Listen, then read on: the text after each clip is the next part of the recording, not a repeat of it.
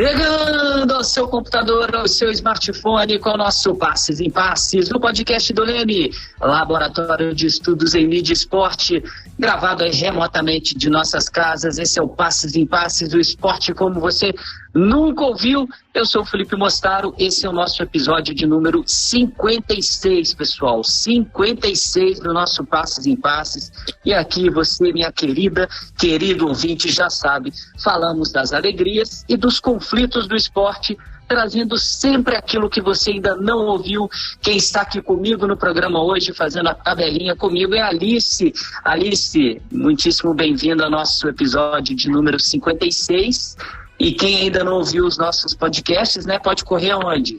Quem ainda não ouviu os nossos podcasts é só acessar as plataformas do Apple Podcasts, Spotify, Deezer e várias outras. Maravilha, Alice. Não deixe aí você que está ouvindo a gente de seguir o Passes em Passes. Se você ainda não segue, corre lá na sua plataforma favorita de podcasts para receber uma notificação sempre que nós aqui do Leme publicarmos mais um episódio.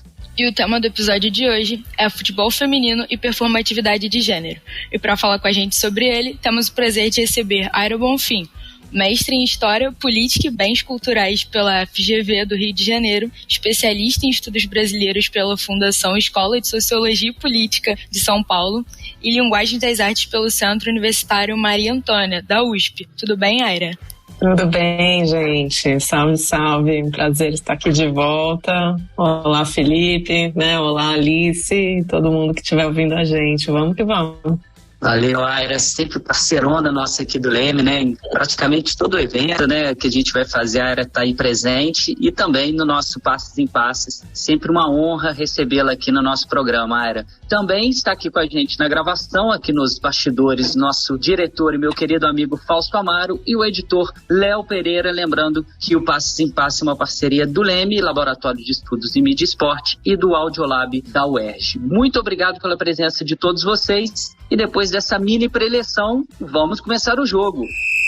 O futebol feminino no Brasil vive hoje grandes momentos. Clubes nacionais, como o Corinthians, batem recordes de público nos estádios, em jogos com mais de até 30 mil pessoas presentes. Entretanto, no passado não tão distante, a modalidade sequer era permitida no país. E essa proibição possuía uma forte carga de machismo e preconceito. Segundo Judith Butler, os gêneros são uma construção social, uma performance feita a partir de signos e gestos que são atribuídos socialmente. Essa atribuição de signos envolve uma dicotomia. Um signo não pode ser atribuído simultaneamente a dois gêneros. Isso é, se algo representa o gênero masculino, não pode representar o gênero feminino. E a discriminação com o futebol feminino percorre essa narrativa. Aira, no seu artigo O Futebol de Moças está dando o que falar? Festivais esportivos e o futebol das mulheres suburbanas no Rio de Janeiro, você nos mostra que no início o futebol de mulheres era relativamente bem aceito, né, e até mesmo atraía um público considerável. Entretanto, por ser um jogo de atrito, né, de contato, a prática por mulheres começa a ser questionada, pois havia uma aproximação com gestualidades consideradas viris e masculinas, né?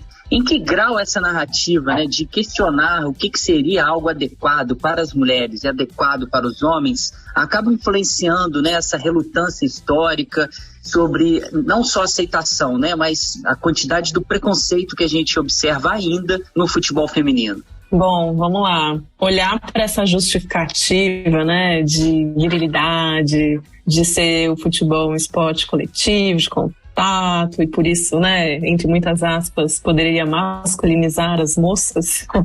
Isso talvez seja uma narrativa, né, que como historiadores, quando a gente olha, revive, né, essas matérias de jornais do início do século, elas ajudam a gente a indicar algumas sugestões de por que, né, esse esporte foi tão prejudicado, e esses prejuízos, obviamente, são sentidos até os dias de hoje.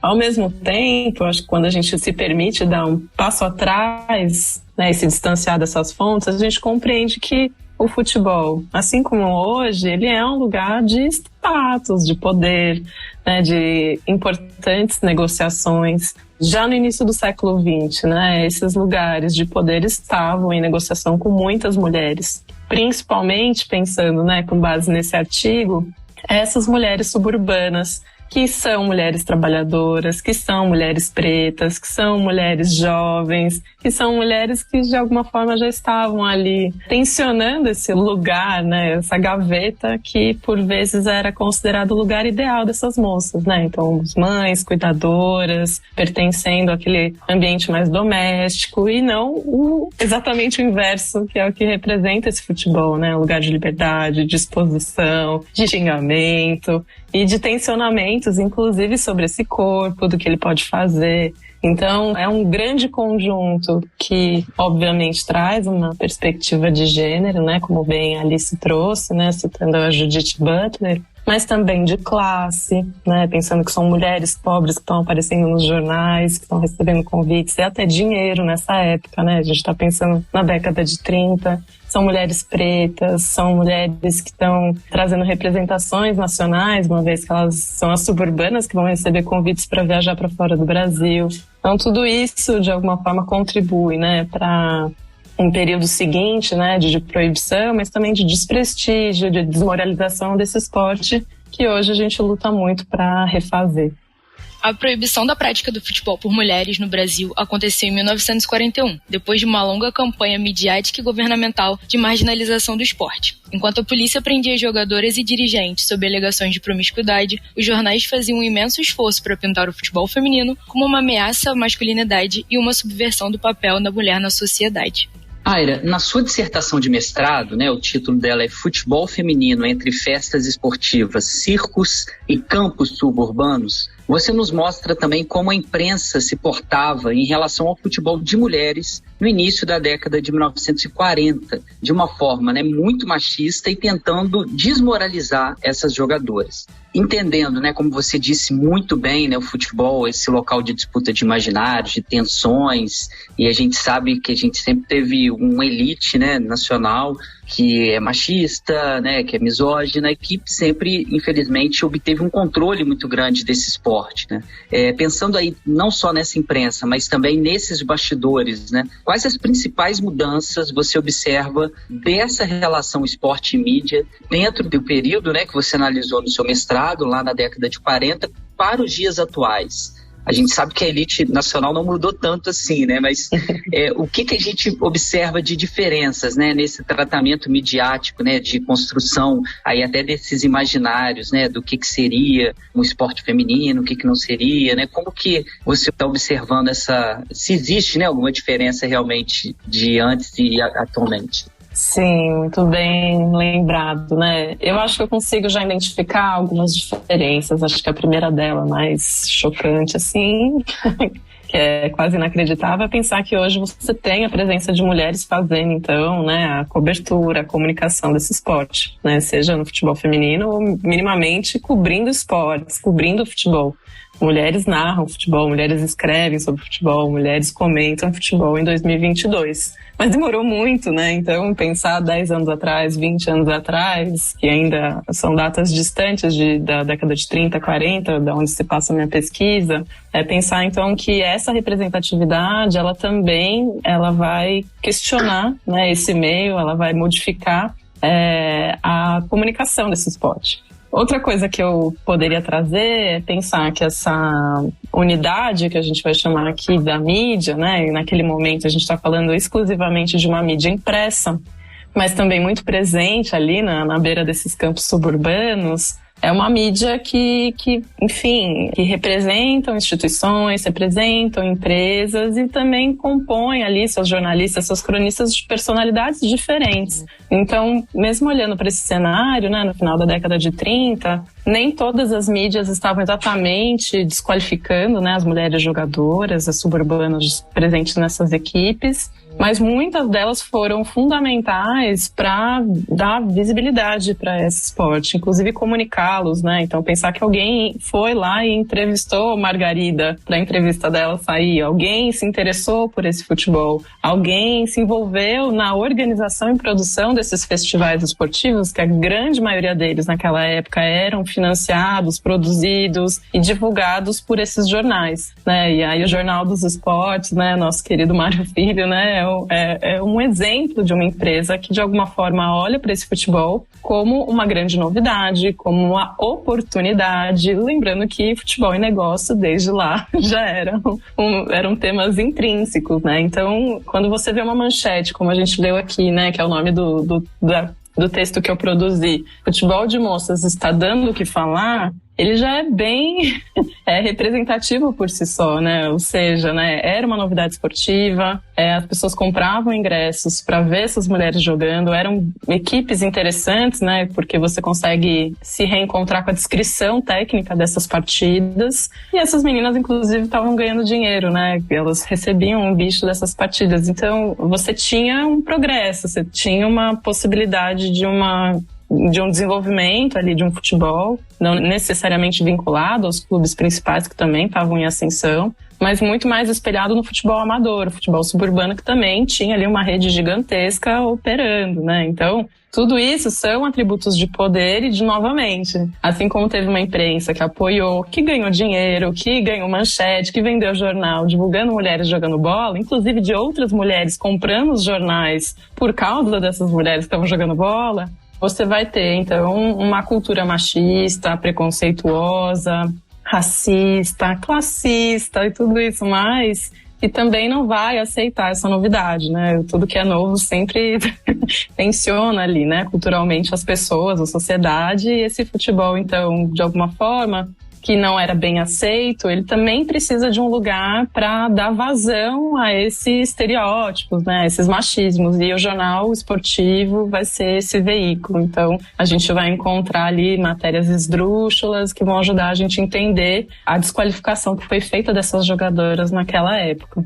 Nos últimos anos, nós vimos avanços da comunidade LGBTQIAP+, e também dos movimentos feministas no debate sobre as delimitações de gênero e a reivindicação de locais que antes lhes eram proibidos. Isso coincide com uma evolução do futebol feminino, que começou a ser visto como algo que gera interesse no público e também dá um retorno financeiro às organizações envolvidas. Aira, os debates propostos por essas duas comunidades podem ter ajudado nessa mudança de visão? Olha, com certeza sim. Eu acho que todos os debates sociais eles vão interferir, né, nesse lugar onde o futebol se encontra hoje, o futebol geral, lembrando que ele é plural, ele é profissional, ele é amador, ele é infantil, ele é muitas coisas dentro de um contexto de um Brasil, né, que também é continental e tem suas diferenças expostas a cada futebol que a gente analisa.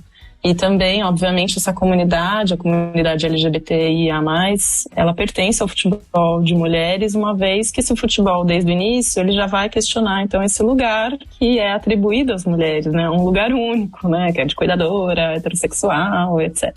Então, quando a gente pensa na década de 30 ali, passagem de 40, essas mulheres, entre elas, reunidas, com uma sede própria, né? Se fortalecendo, né? Porque se você não tem outra equipe, você não tem contra quem jogar. Então esse futebol precisa de coletividade.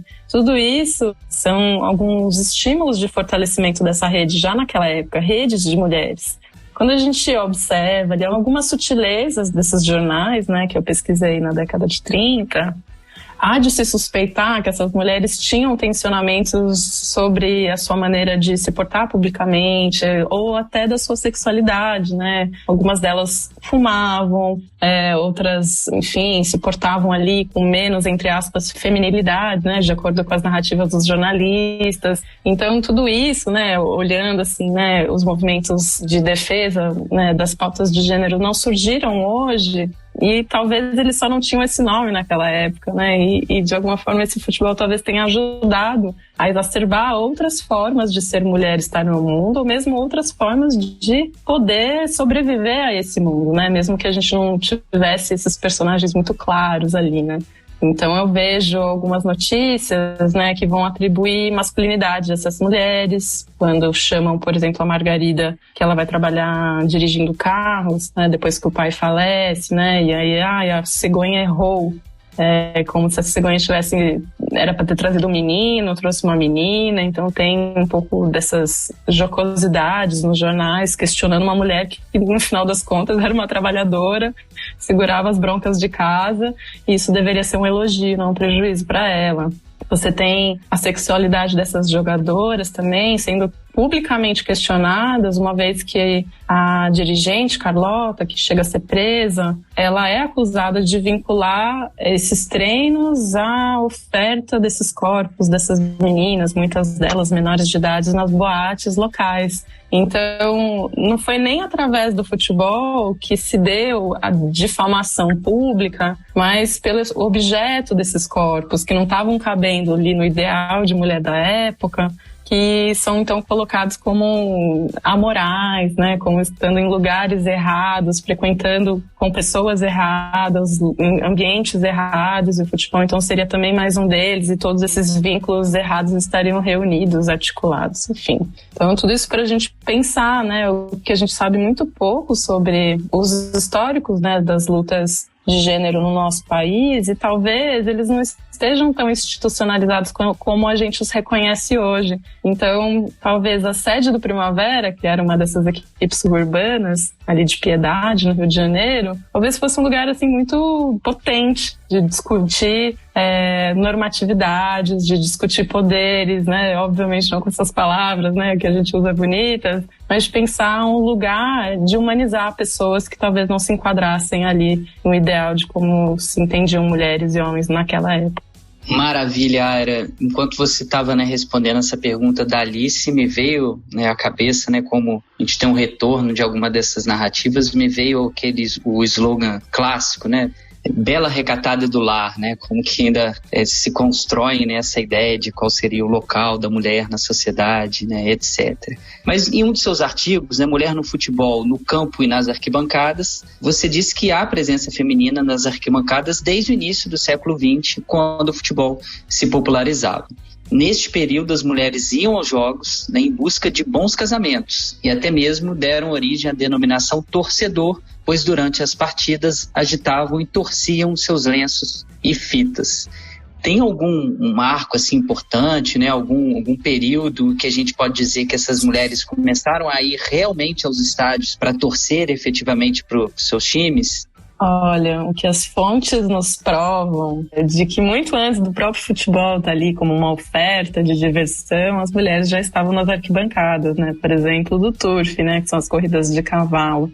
Então ali é um ambiente que você já encontra várias mulheres, né? Enfim, muito bem arrumadas, né? Componentes dessa elite, famílias reunidas, que estão ali gritando, exaurindo todo o fôlego, torcendo para o seu cavalo vencedor.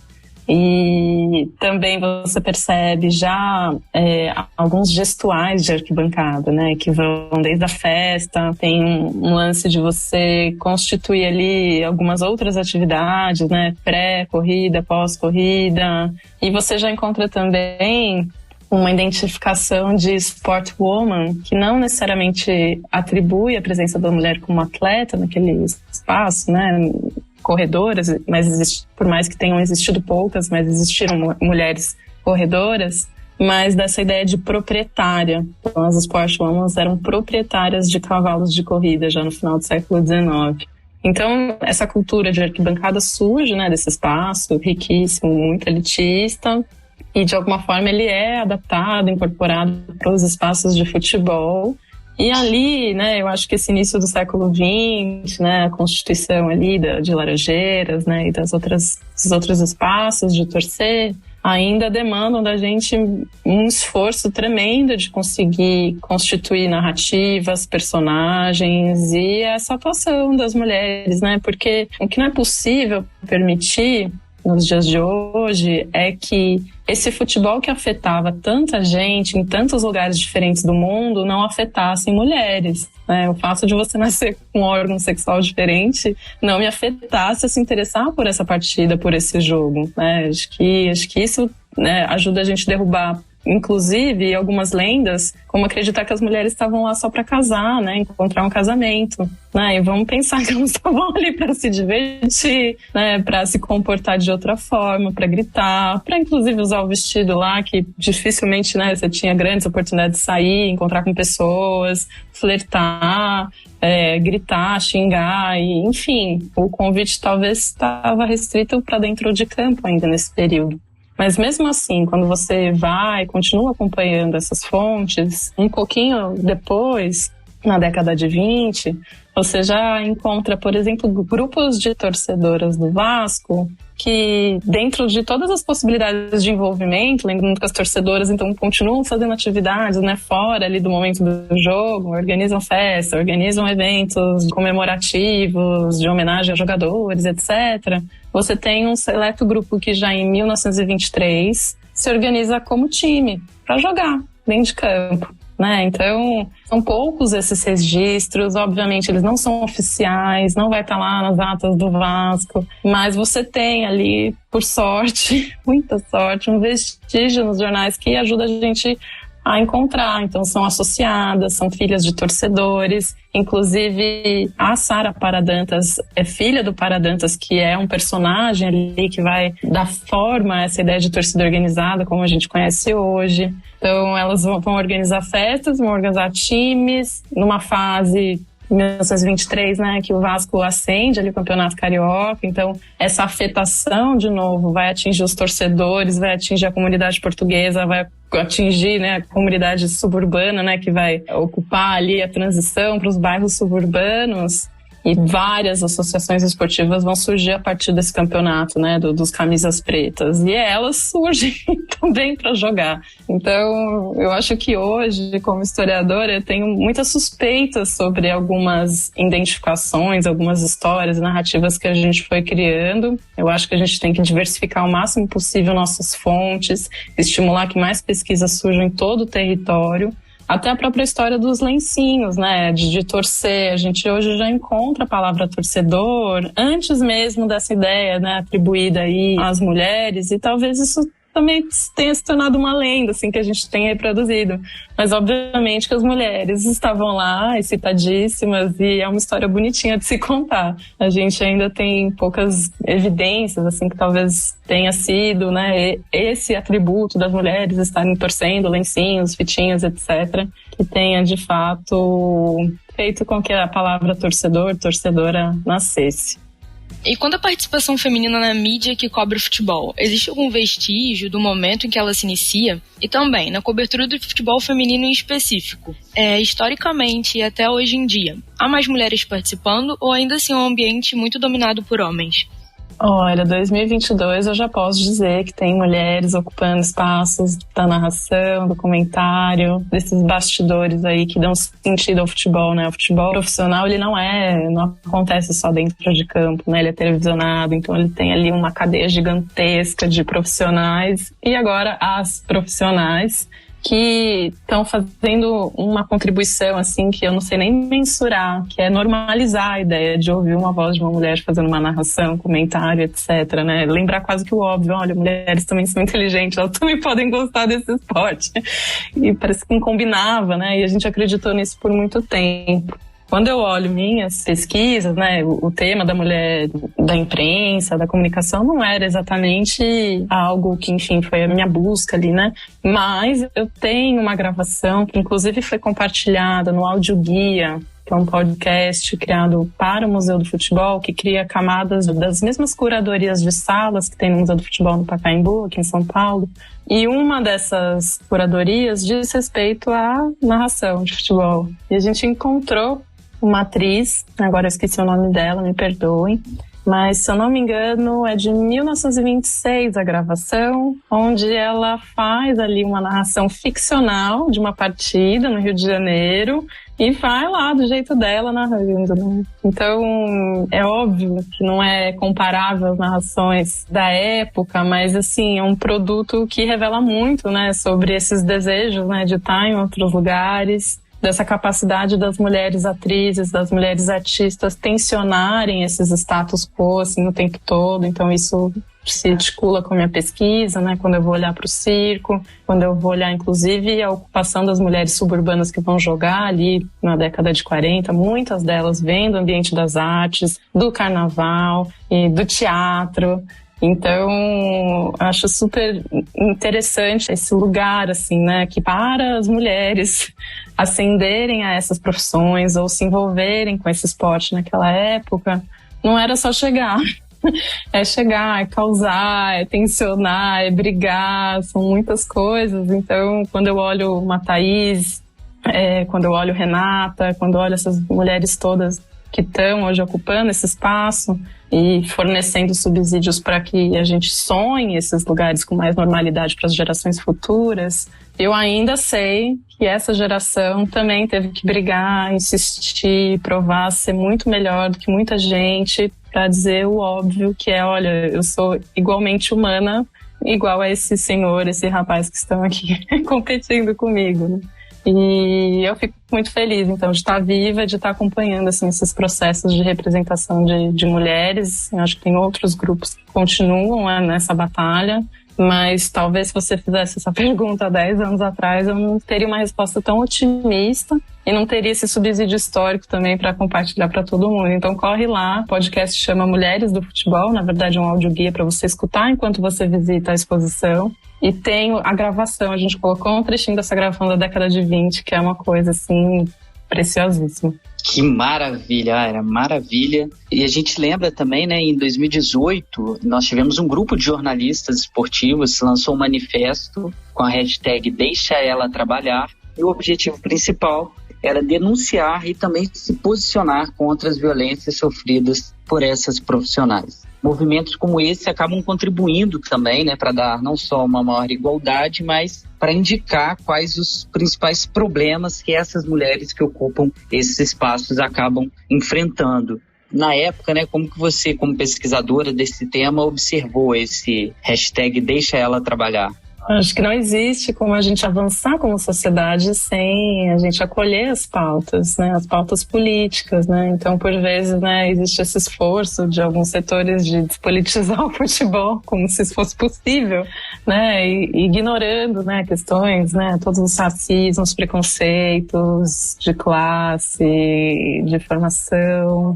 E o machismo, então, ele vai ser só mais um componente que acaba excluindo pessoas dentro desse ambiente. Naturalmente, né, uma mulher comunicadora vai sofrer os mesmos preconceitos que uma mulher dentro de campo, uma mulher que trabalha, enfim, em qualquer setor ali, né, que envolve essa cadeia. Mas, obviamente, que essa exposição, né, coloca ela num lugar de maior tensionamento, né? Então, acho que primeiro pensar isso, né, como é difícil você estar num lugar de exposição, seja dentro de campo, fazendo cobertura ali, né, nas 4 linhas, ou mesmo nesse lugar da TV, da internet, da escrita, né? Todos eles são lugares de exposição. Então, assim, a carga que vem a partir dessa exposição é muito pesada para essas meninas, essas mulheres. Com isso, né, ainda vem um assédio, que não é moral, mas é um assédio sexual. Então, por vezes, o prejuízo que a gente tem é a saída, né, de profissionais excelentes que podiam estar hoje ocupando, né, muitas dessas profissões.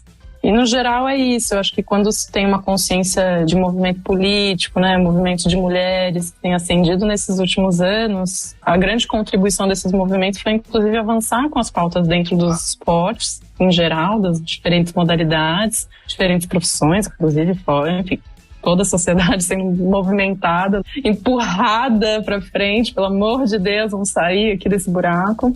E com o futebol, acho que isso não foi diferente e, inclusive, foi muito mais potente, porque o futebol, ele tá ali introjetado no cotidiano de uma forma diferente de se eu for pensar o vôlei, se eu for pensar esportes que não têm conexões, assim, né, mais populares. Então, eu não tô dizendo de forma alguma que as jogadoras, as comunicadoras são feministas, mas o movimento chamou essas mulheres para essas pautas, questionou e trouxe outras perguntas para elas e para a própria sociedade, para as empresas que elas representam ou passaram a representar depois. E muitas delas, sim, se tornaram feministas, consequentemente, a partir de questões muito pessoais. E não necessariamente pegando um livro, né, entrando ali dentro de um comitê de luta, entrando dentro de uma passeata, né. Acho que as nossas vidas são políticas 24 horas por dia. Acho que a consciência sobre isso nos leva para futuros mais dignos. Afinal das contas, elas só queriam trabalhar, né? Assim que tá a hashtag, né? Deixa ela trabalhar. Ou quando a gente criou a exposição, a primeira exposição do museu em 2015, a hashtag era visibilidade para o futebol feminino, que também é uma expressão de luta, né? Tipo, pelo amor de Deus, isso aqui existe, isso aqui é bom, vamos olhar. Se quiser, consome. Se quiser, só ir embora. Ninguém tá obrigando ninguém a nada aqui, né? Mas deixa elas trabalharem, deixa elas jogarem, né? Deixa a gente ser o que a gente bem entender. Aira, na sua dissertação é possível notar que o Rio de Janeiro e São Paulo eles são focos do desenvolvimento do futebol de mulheres do início do século XX. No cenário atual, São Paulo possui um domínio muito amplo. No Brasileirão Feminino, o estado tem 7 representantes entre os 16 times participantes e o Rio de Janeiro ele é representado unicamente pelo Flamengo. Você poderia dizer, ou saberia dizer, o que ocasionou essa discrepância de desenvolvimento e sucesso entre esses clubes paulistas e cariocas, e também se isso já existia nas primeiras décadas do século XX? Olha, gente, é uma resposta difícil, assim, vai ficar muito no chutômetro, né? A gente que gosta dessas bases de fontes históricas. Que eu posso dizer, primeiro, representatividade do Nordeste, sim. Então, na minha dissertação, a gente tem o Rio Grande do Norte trazendo ali uma relevância significativa de um conjunto de mulheres que não só estavam jogando bola, mas foram as mesmas mulheres que depois chamaram o voto das mulheres para si, né? Então, as primeiras mulheres que se ofereceram como candidatas. Então, acho que ali já tem um nicho muito interessante que, infelizmente, a gente ainda não tem mais com profundidade, né? As outras equipes, quem são essas mulheres. Mas eu acho que a minha contribuição aí para a pesquisa histórica é já sinalizar, babado é louco, 1920 essas meninas já eram capa de revista no Rio de Janeiro, né? A gente tem sempre um prejuízo, assim, de trazer historicidade para outras regiões do Brasil, né? Ainda mais quando essa imprensa não está tão pujante nesses locais, ou a organização esportiva não está tão forte nesses locais, o que não significava que tivessem outras mulheres jogando no Brasil afora, né? Essa imagem de jogadores, essa imagem do jogo chegando, ela vai atingir com muita força diferentes locais, mas hoje cutucar o dedo na nossa ferida acadêmica e provocar que a gente revire outras fontes, outros acervos, outras cidades, outros ambientes, né? Refaça um pouco o modus operandi dessas pesquisas, porque a gente vai encontrar. Eu encontrei. Vai encontrar muita coisa a mais, gente.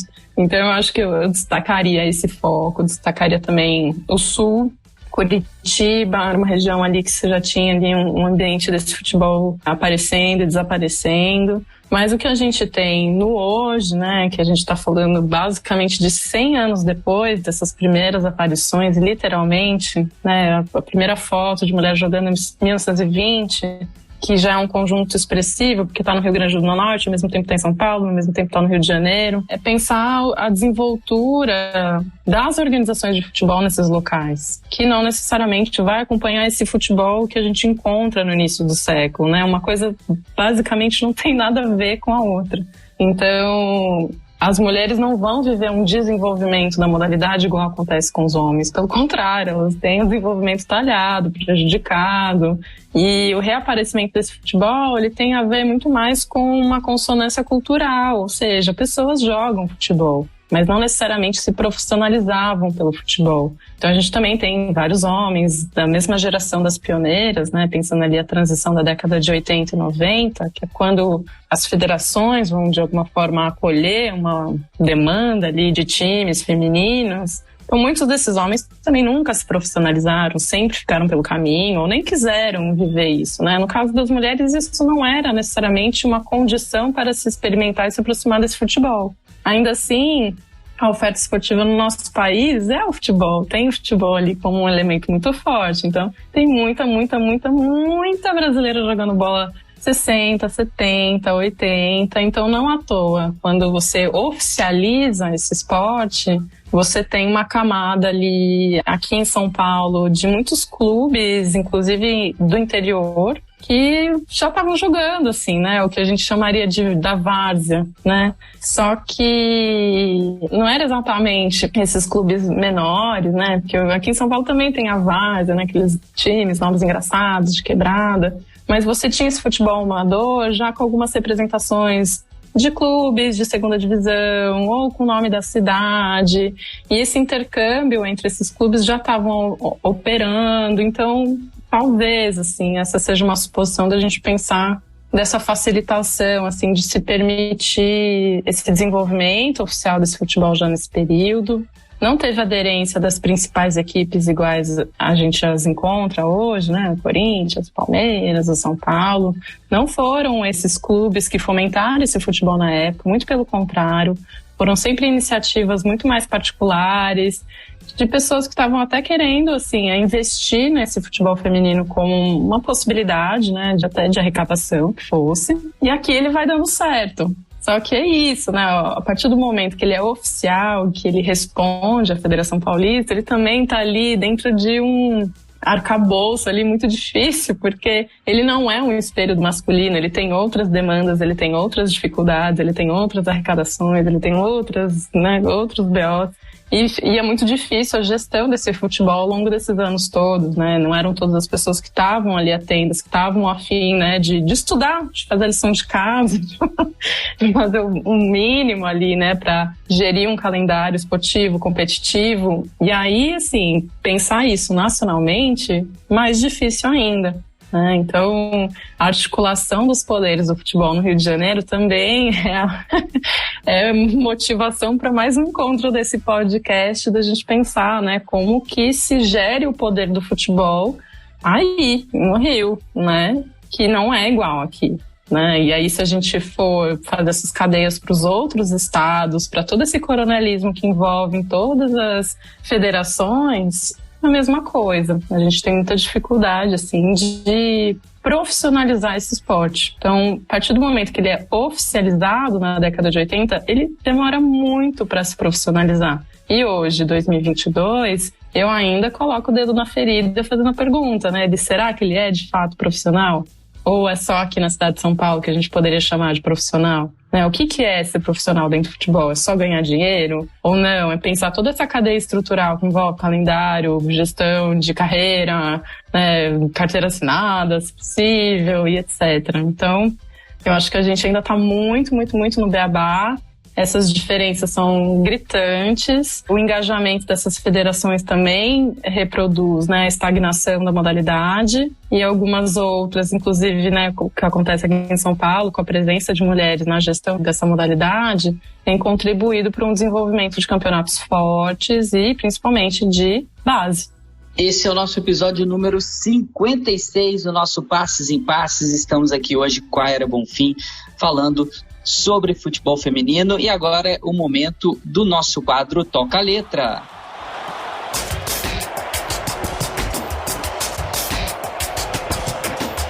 A música de hoje é Vem Jogar, canção de Olivia, Karine Lupe, Janine Matias e Raíssa Faye. Solta a música aí, Léo.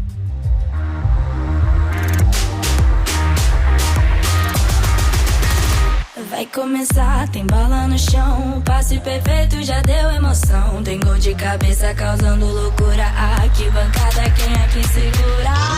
Vem com as meninas jogar, o Brasil vai pirar e vai parar pra ver.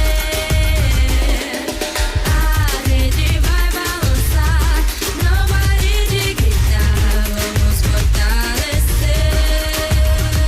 Pode apitar, liberdade garantida pra essa bola rolar. Já tem, e o talento natural que essas minas vão te mostrar. Não tem quem não se emocione, vibre, abrace e torça. Tô atrás dessa taça, junto com a massa, pro Brasil poder comemorar. Vem que eu passo a bola, sei que o jogo é certo. Tô na disciplina, meu time me ensina, com adrenalina vou torcer. Vestir a camisa, replay no abraço, tô nesse compasso, vou que vou. Vamos botar a medalha no peito, romper preconceitos, minha decisão. O flow contagia, transforma, triplica, driblando na ginga, me levou. As minas têm sede, atitude, anuncia a vitória pro fundo do gol. É bola na rede, eu vou que vou, eu vou que vou, eu vou que vou. Vem com as meninas jogar, o Brasil vai pirar e vai parar pra ver. A rede vai balançar, não pare de gritar, vamos fortalecer. Lançado em 2019, no período que a seleção brasileira disputava a Copa do Mundo de Futebol Feminino na França, a música foi inspirada na campanha #Com Você Eu Jogo Melhor, do Grupo Boticário. O intuito era estimular as pessoas a assistir aos jogos, que estavam sendo transmitidos na televisão aberta pela primeira vez. Com 4 intérpretes mulheres, a canção homenageia e demonstra apoio aos jogadores da seleção e a todas as mulheres e meninas que jogam futebol. A Copa em questão quebrou recordes de audiência aqui no Brasil. o jogo de estreia da seleção no Mundial teve a incrível marca de 19,7 milhões de pessoas acompanhando ao vivo, e as oitavas de final contra a França tiveram a maior audiência da história do torneio, 35 milhões de telespectadores. Além dessa audiência, né, quais outros comportamentos o público aí pode adotar para ajudar no desenvolvimento desse esporte? Olha, acho que o primeiro comportamento é o público se sentir parte, né? Então, nem todas as mulheres se sentem parte do envolvimento de arquibancada com o futebol masculino, né? Isso é um tensionamento cultural, como a gente conversou aqui. Não é fácil estar ali, não é fácil abrir, né, dessas atribuições que são dadas como naturais às mulheres, para você ter tempo livre, inclusive um tempo livre entre homens, né? No caso das torcidas, das arquibancadas. Então, a primeira coisa é se sentir parte. Isso a gente já tem identificado nos perfis, né? Quando a gente olha os campeonatos nacionais, internacionais, a presença de muitas mulheres, de famílias, de homens, né? De mulheres lésbicas que se sentem livres à vontade. Então, a segunda coisa, que é uma contribuição, é você não ter medo de estar ali. Eu acho que isso é algo que, infelizmente, os homens perderam do futebol na hora de assistir o futebol masculino, né? Nem sempre você pode ser o que você é dentro das arquibancadas de futebol. Tem muitos prejuízos ali, né? Então, são sutilezas, são simbolismos que eu tô trazendo aqui, mas eu acho que é importante a gente perceber, né? Nossa, cara, eu posso ir assistir esse futebol sendo eu mesma. Veja, que coisa, né? Parece uma bobeira quando a gente pertence a um determinado grupo social, mas para alguns outros isso tem sido um grande diferencial. Então eu noto, assim, a presença de muitos casais de mulheres, de muitas famílias dentro dos estádios, e eu fico muito feliz com isso. Além dos preços que são muito mais acessíveis, né? Então também tem uma representatividade de classe, porque a gente consegue pagar o ingresso, gente. Porque o futebol masculino tá difícil. Eu não posso ir assistir qualquer jogo que eu tiver com vontade, né? Você tem todo um sistema excludente que não é só envolvendo o valor final desse ingresso, mas também dos sistemas de filiação, de fidelização dos torcedores. Tudo isso são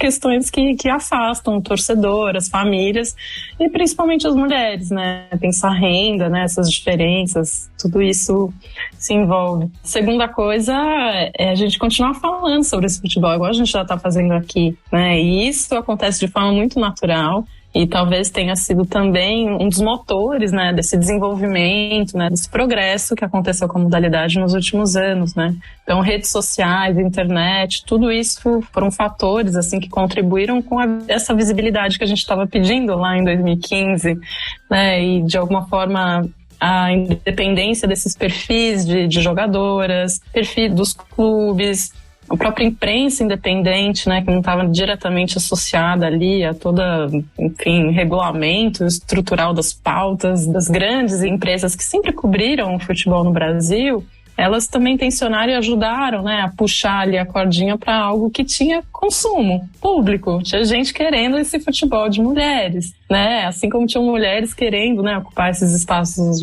de homens, né, comunicadores do esporte masculino, também tinham outros homens, por exemplo, querendo consumir esse futebol feminino, né, futebol feminino não é feito para meninas apenas, é feito para todos.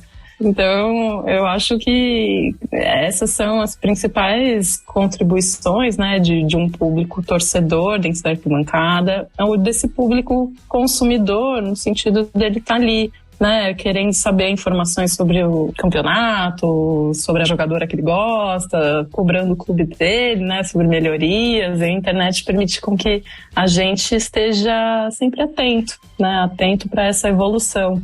Muito se falou sobre a pandemia, né, como um fator que fosse desestruturar esse crescimento do futebol de mulheres profissional, né, do alto rendimento. E não foi o que aconteceu, pelo contrário, né, acho que a gente acabou se deslocando com muita força para a internet, principalmente naquela fase de encerramento das partidas, dos estádios fechados, e a modalidade continuou o caminho dela, crescendo. No entanto, chama atenção, né? Que futebol a gente quer para essa modalidade das mulheres. Será que a gente quer um espelho da modalidade masculina? Será que a gente não pode também criar algo próprio, mais sustentável, mais transparente, inclusive tantos outros atributos que o futebol masculino, infelizmente, foi deixando pelo caminho. Então essa é a minha atenção, que de fato, né, a gente quer ganhar igual o Neymar, é isso ou que a gente quer ganhar muito bem? Nós, jogadores, a gente quer todo mundo incluso ou a gente quer espetáculos que custem ingressos muito caros e daqui a pouco a gente, né, os nossos fiéis torcedores vão ficar do lado de fora dos estádios. Então esse é meu dedinho na ferida aí para quem estiver ouvindo e faz parte desse ambiente corporativo do futebol. Muito bom, Aira. A gente está aqui com a Aira Bonfim no nosso Passes em Passes, o esporte como você nunca ouviu. Não esqueça de compartilhar o programa com seus amigos e faça parte do podcast. Tem alguma sugestão de pauta? Alguma pergunta? Entra lá no @LemeWerge, no Facebook e no Instagram e conversa com a gente. O nosso quadro LemeCast Club é a hora de você, ouvinte, participar do programa. Dessa vez, escolhemos a pergunta da @Cris2Su, enviada na nossa caixinha de perguntas lá do Instagram. E a Cris2Su quer saber um momento decisivo na história do futebol feminino. Olha, eu tive uma final de Paulistão que foi decisivo, 2017, porque eu criei, junto com o pessoal do Museu do Futebol, na época eu trabalhava lá, uma bandeira, que era o Museu do Futebol apoia o futebol feminino. E eu passei a final do campeonato inteira tentando entrar com a faixa dentro do estádio. E foi muito humilhante, assim, porque eu vi muito pouco do jogo, mas se tornou quase um dos episódios inesquecíveis na minha vida, porque, de novo, né, era um futebol feminino reproduzindo o masculino. Então, como era Santos e Corinthians, tava a torcida do Corinthians ali, acolhida, tava a torcida única, que já era um absurdo dentro de uma experiência de final de campeonato feminino. Em Barueri, que também é um lugar muito distante aqui em São Paulo, para você assistir um jogo no final do dia, durante a semana. Então eram só predicados ruins. E, poxa, pela primeira vez, né, a gente conseguiu criar uma faixa, juntar dinheiro, pedir autorização, que deu um trabalho a tarde inteira para conseguir autorização. A gente não conseguia entrar com a faixa dentro do estádio. Então eu tava vivenciando na pele, assim, o pior do futebol.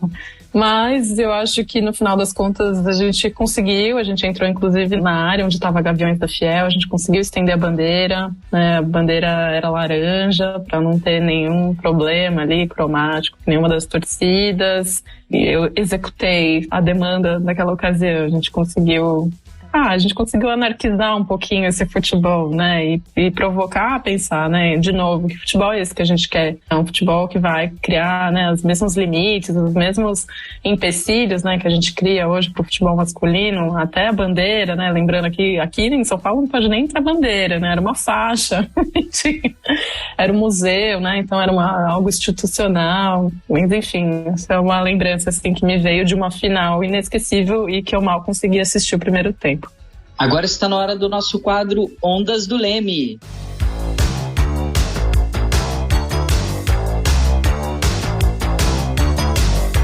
O quadro Ondas do Leme é aquele momento de indicação. Nele a gente busca sugerir alguns conteúdos para te auxiliar a aprofundar o conhecimento dos temas abordados aqui no programa. Qual a produção do momento quando falamos de futebol feminino e performatividade de gênero? Aira, tem algum livro, filme, série ou artigo que você recomendaria aos nossos ouvintes? Olha só, eu tive o privilégio de lançar um livro infantil, gente, escrever para criança dá um trabalho danado e fica aí a provocação para nossos colegas pesquisadores. Você já escreveu um livro da sua pesquisa para crianças? Pois bem, eu sim, em parceria com a Conmebol, né, com a confederação aqui da América do Sul, e a gente contou a história do Campeonato Sul-Americano, que vai depois se chamar Copa América, que fez 31 anos. Junto comigo eu tive parceironas, assim, como Juliana Cabral, apenas ex-capitã da Seleção Brasileira, né, fazendo pesquisa junto, aprendendo a fazer pesquisa, que é o máximo, escrevendo. A Silvana Guelner, que, enfim, dispensa apresentações, mas é uma referência no tema de gênero e esporte no país. E a Lu Castro, que é jornalista esportiva, uma pessoa maravilhosa, que abriu o caminho para muita gente que está ocupando hoje, ganhando dinheiro com futebol feminino. E, a gente não pode deixar de exaltar essas pessoas que abriram ali, né, o mato quando ele estava alto.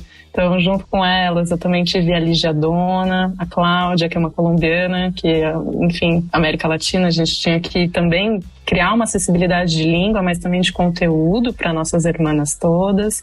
E o Cassimano, que foi o nosso maravilhoso diagramador, que traduziu as ideias em livros. Então é só correr para o site da Conmebol, que o livro está disponível de graça em PDF, em espanhol, em português. Tem versões impressas que não chegaram nem até mim. Espero que quando vocês ouvirem esse podcast eu tenha mais. Mas é uma publicação que não vai ser vendida, ela vai ser distribuída. E para quem trabalha com sala de aula, com a criançada, até com adolescente, assim, tem vários conteúdos sobre a história das mulheres do futebol da América Latina, não necessariamente relacionados ao evento Copa América, mas também tem ali, né, um descorrido assim, sobre esses 31 anos. Então, o jabá é meu. E o jabá de terceiros é um livro muito legal, que chama Vocês Vão Ter Que Me Engolir, do Guilherme Trucco. Ele acabou de sair e é uma ficção maravilhosa sobre a seleção brasileira de futebol, que está a caminho do Catar, dentro de um avião, e esse avião cai.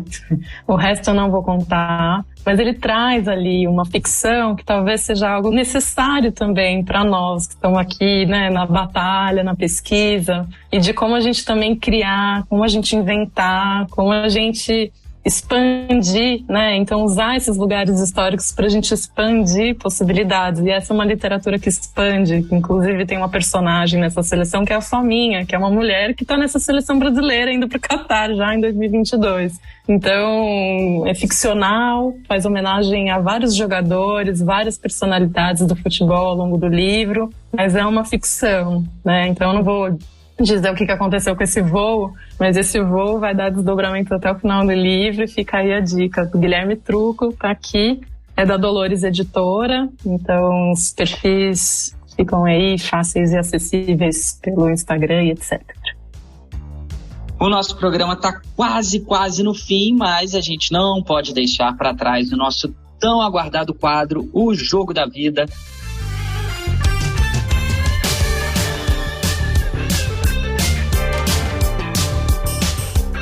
A Aira, a gente já comentou que é muito parceira aqui do Leme, já participou inclusive do nosso 4º episódio, agora é com elas. E se você ainda não ouviu esse episódio, corre aí na nossa playlist assim que terminar o programa de hoje, que você está ouvindo agora, e vai lá no nosso episódio número 4. E como a Aira não participou do quadro Jogo da Vida naquela oportunidade, chegou a sua hora, Aira. Em que momento o esporte entrou na sua vida? Como que o esporte, então, se tornou algo presente na sua vida e você falou, caramba, isso eu vou... Pode contar, assim, como você começou a pesquisar ou como você percebeu que gostar de esporte seria não só um hobby, mas também uma profissão, né? Você se dedicasse a uma pesquisadora do esporte. Eu queria dizer histórias bonitas aqui, mas geralmente são histórias de humilhação, né, pessoal? E tá tudo bem. Vida que segue. Então, assim, a primeira relação que eu tive com o esporte foi com o Valderrama. Aira, você gostava muito de vê-lo jogar? Não fazia ideia de quem era, mas todo mundo me chamava na escola de Valderrama. Sim, hoje eu tenho um orgulho de pensar, né, que o cara é um puta atleta ali da Colômbia. E graças aos nossos cabelos a gente já conseguiu essa identificação, já eu bem pequena na época. E fui jogadora de futebol, de escola, amador, como acho que é grande parte das meninas. Eu gostava de esportes, eu gostava de jogar bola, mas é muito diferente a nossa relação com o esporte. Então, assim, eu nunca sonhei o futebol. Dentro ou fora de campo, eu nem sabia que existia esse negócio de pesquisadora. Então, a minha relação com a pesquisa se dá dentro da procura de um emprego melhor, gente, como todo cidadão faz nessa vida. Eu era professora de artes, eu trabalhava nos CELS, que são centros educacionais aqui de São Paulo, e apareceu essa oportunidade. Foi muito curioso, né, porque eu nunca nem tinha visitado o Museu do Futebol, apesar de trabalhar em museus, né, já que eu venho da graduação de artes, mas eu não conhecia o museu, eu tinha ido pouquíssimas vezes no estádio. Achei muito curioso ali a proposição. Eu não sabia nem o que era relato de campo, eu não sabia o que era antropologia, era assim, um puro suco de ignorância. Mas tudo bem, gente. Todo mundo sabe perguntar, todo mundo aprende. E eu me joguei ali, ó. Melhor que muitos jogadores se joga na área. Dei uma cabeçada, entrei, bati um bolão. E construir ali uma carreira dentro da instituição, depois agora fora, desde 2018, né? Também entrei na vida acadêmica, que também era um lugar ali muito estranho, né? Onde as pessoas falavam que tinha que fazer, as pessoas falavam que não gostavam, as pessoas ficavam doentes. E também acho que eu estabeleci uma relação muito própria, assim, com esse tema que eu escolhi pesquisar, que eram as mulheres do início do século, que estavam jogando bola. E também construir ali uma experiência acadêmica que foi muito positiva, assim, né? Foi muito gostosa, foi muito proveitosa. Acho que até fruto das relações que a gente tem hoje aqui, eu e vocês, né? A gente pode fazer amizades enquanto a gente pesquisa, a gente pode conhecer lugares, a gente pode gravar podcasts, a gente pode fazer livro infantil. Então a gente tem que estar sempre implodindo, né, essas gavetas que a vida vai colocando a gente, né, assim como eu sugeri o livro, né, pra gente sonhar mais, pra gente ter mais alegria, assim. E hoje eu sou muito feliz nesse lugar, né. É até difícil falar, nossa, sou historiadora do esporte. Mas, pois me tornei isso. Não sei se eu vou me tornar outra coisa, bem capaz, mas vai saber, né. Fica aí a dica pra gente poder, inclusive, criar esses lugares de futuro que a gente deseja. Final de jogo do nosso Passes em Passes. Muito obrigado, amiga e amigo ouvinte. Você que tem aquele amigo que gosta de esporte, gosta também de comunicação, gosta dos temas que nós abordamos aqui no nosso Passes em Passes, manda o podcast para ele, compartilha aí também no seu grupo de amigos ou amigas que gostam de futebol, discutem futebol. Não esquece também de enviar seus comentários para o Lemecast Clube. Leia o nosso blog comunicaçãoesporte.com, comunicacãoesporte.com, e siga as páginas do Leme nas redes sociais. É só procurar pelo @LemeUERJ. Aira, mais uma vez, muito obrigado por você participar aqui do nosso podcast, né? Vou reforçar aqui, você é uma parceirona nossa aqui do Leme, o pessoal do Museu do Futebol também, né? Por isso a gente começou, você até contou aí agora que a gente, né, através da pesquisa vai fazendo novas amizades. Sabe que as portas do Leme estarão sempre abertas para você e do nosso podcast também, obviamente, né? Muito obrigado pela sua participação, mais uma vez, muito enriquecedor tudo que você falou, importantíssimo a gente refletir, né? Tudo isso que você trouxe no nosso programa de hoje. Eu que agradeço, amizades, convites, os sonhos, os futebols, e que a gente continue aí crescendo junto, conversando sempre, conversando com as pessoas, porque é o que a gente tem como missão, uma vez que a gente gosta tanto, né, desse esporte, a gente precisa melhorá-lo, melhorar para nós, para os outros. Maravilha, Aira. E quem estreou aqui no nosso programa hoje foi Alice Lixotti. Alice, como é que foi? Gostou da estreia? Friozinho na barriga? Conta aí para os nossos queridos e queridas ouvintes do Passes em Passes. Muito nervosismo, né? Mas sempre muito bom estar conversando sobre esporte, principalmente com essas pessoas incríveis, tanto o pessoal do Leme quanto a Aira, que fazem um trabalho incrível. Eu tive a oportunidade de escutá-la em outra ocasião, no Agora com Elas, que eu tô sempre acompanhando. Eu sempre acompanhei, né, o Leme, é impossível não acompanhar. Então, incrível ter essa oportunidade de conversar com todos vocês. Maravilha, Alice. Olha, em breve estaremos fazendo outras tabelinhas aqui nos nossos podcasts. Esse foi o episódio número 56 do Passes em Passes, que é uma realização do Laboratório de Estudos em Mídia e Esporte e do Audiolab da UERJ, com coordenação geral do Ronaldo Elau, direção do Fausto Amaro e minha, Felipe Mostaro, roteiro da Alice Lixotti, produção também dela, e da Carol Fontinelli, edição do meu querido amigo Leonardo Pereira. Nosso programa, você já sabe, é quinzenal e nós esperamos vocês no nosso próximo episódio. Vem muita coisa boa por aí. Passes em Passes, o esporte como você nunca ouviu.